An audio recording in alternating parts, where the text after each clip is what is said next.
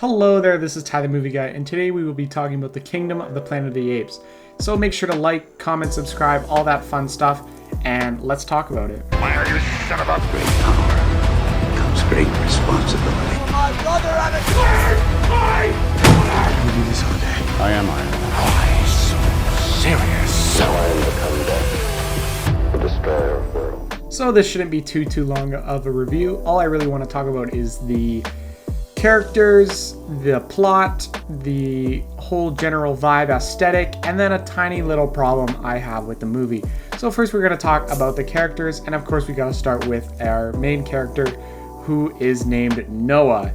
And Noah's a fine character. He's a decent leading character. This is obviously like the first movie introducing him, so as we progress in this new continuity, I have a feeling he'll grow on us and all that stuff like that, just like Caesar did.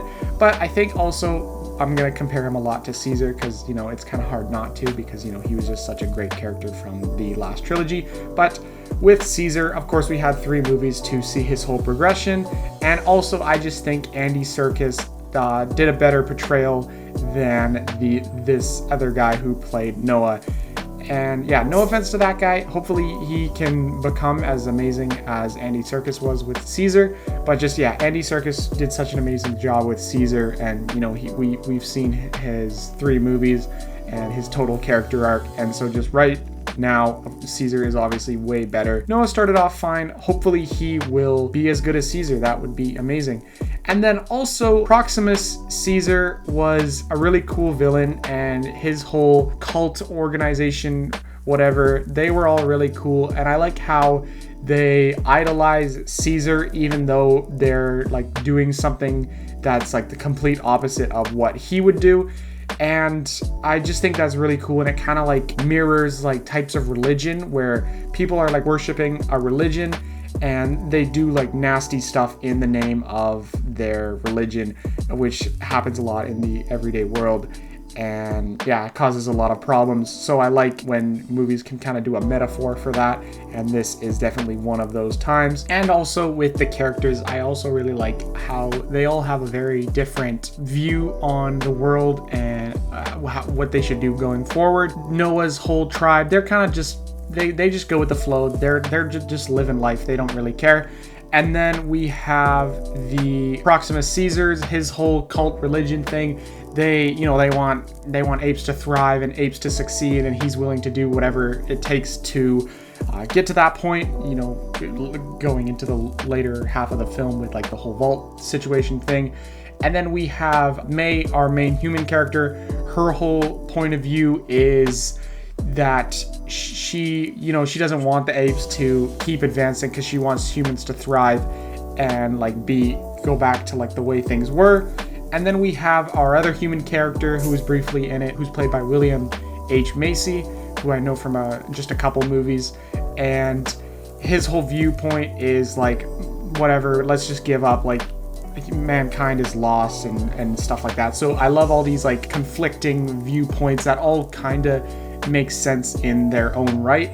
And then also, speaking of like William H. Macy and other actors, tiny little nitpick with this movie is just the fact that there's very little like actors that I really know about. Like there's, like I mentioned, William H. Macy, who played that one human character who I know from just a couple movies, who's like the one I know the most, which still isn't even that much, probably like 5-ish movies. And then the guy who plays Proximus Caesar, I know him from Blob Herman from X-Men Origins.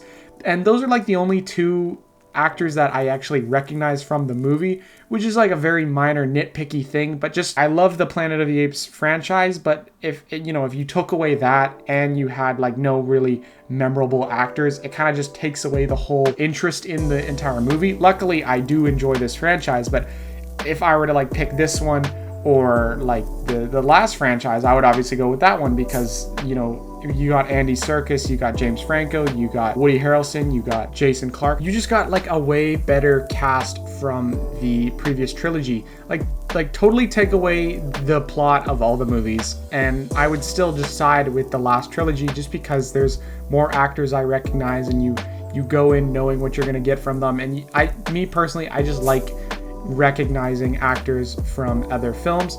And so yeah, very minor nitpick, but while we're talking about the bad, let's talk about the bigger problem I had with this movie, which still isn't a huge issue. It kind of got like resolved towards like the very end, but towards the second half of the film, when they're in like this vault and everything, our May human character, she's like doing all this stuff and like getting into the vault and like knows how to turn on stuff and all this different stuff. And it just makes me wonder, like, how does she know all this stuff when, you know, human civilization was like probably over 100 years ago? And my guess is, you know, they just like trained her really well, and they like from generation to generation, they just passed it on over and over again. And for me personally, I feel like, you know, the more generations you go, the more lost it would get. So I was a little confused why she knew so much. But you know, when it's something that important like the state of the world, you think you'd probably teach it better and really get it into your predecessor's head.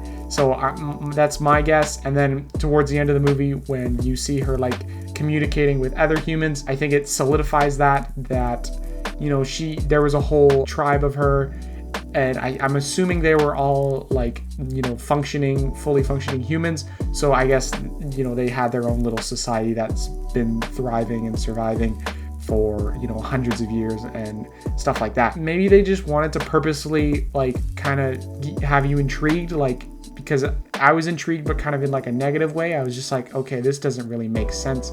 But then towards the end of the movie, I'm like, oh, okay, but like, why didn't you just tell me that sooner? So very minor thing. And like one other thing is just got a little slow at times, but yeah, that's really minor stuff. And then so let's talk about the plot.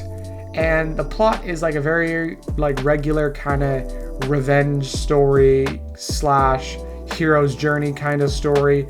And I'm totally fine with that. I just, with the like the Planet of the Apes skin, it kind of like comes across as new and different. So I'm totally fine like with a regular plot like that. And then into the back half, it like gets into stuff with like the bad guys plot and all the stuff they want to do. And then it gets into like their different views and everything. I really like all of that stuff. It was a fine plot, just with like really good supporting stuff with like a Planet of the Apes skin over it. And I really did like the very first scene of this film. Spoiler alert, this is probably the biggest spoiler of the whole movie. We get like a scene of Caesar's funeral like kicking off right after War of the Planet of the Apes. And I just rewatched that movie a couple days ago, so it was really cool just picking up where we left off, seeing Caesar being cremated, and then we see like Maurice and the other apes like do like something like this to celebrate him. I just really liked seeing the apes from the past trilogy. I wasn't expecting that, and it was really cool. And so the final thing I just want to talk about is just the general vibe and scenery and cinematography. It's just beautiful. I love the whole post-apocalyptic, you know, broken down cities with like overgrowth and everything. Like looking at this poster right here, it's just so gorgeous. I love that whole aesthetic, and choosing Wes Ball as the director, I think, was actually a really good choice, considering of his like Maze Runner background. That was like, you know, very similar, like post-apocalyptic, overgrown type city like that. So picking him for a movie like this was a really great choice. It's just really beautiful, like all the scenery and the cinematography with the overgrowth of the buildings and the ships and the rustiness of everything. And then of course, just like all the past Planet of the Apes movies from the 2010s, just the CGI of the apes is impeccable. Like when I was like watching the movies a couple days ago, I would just like pause it to go to the bathroom or get food, and then as I paused it, I would just like stare at like the skin and the fur, and it's just like, Jesus, that is impeccable. Like it is flawless, and it is the exact same in this movie as well. And it kind of just like makes you wonder how other blockbusters are so bad at it, but this one is just so amazing. Big props to cinematography and like the ape design and everything. Great job on that part, but you know, that's kind of what you expected. So overall, This was a really good movie, maybe my second favorite movie of the year so far after Dune Part 2. I'm really excited for any of the sequels they're gonna make. I heard they're planning on doing 9, which is kind of crazy. Hopefully either, they don't go too far like that, or they just manage to keep finding new and unique stories to tell with this franchise. And I'm really hoping in one of the sequels we get the astronauts that were mentioned in Rise of the Planet of the Apes, because I that's obviously a little callback to the 60s movie, because the 60s movie is all about the astronauts that come to the planet and then find out it's actually Earth hundreds of years in the future and apes took over and everything. So I would love if they incorporate the astronauts, because they did mention them in Rise of the Planet of the Apes, and then bring them into one of these movies and switch it up a bit. Don't do it exactly the same, but bring in the astronauts and just go from there and tell a new story with those astronauts exploring this new world. So that's all I have to say, and farewell.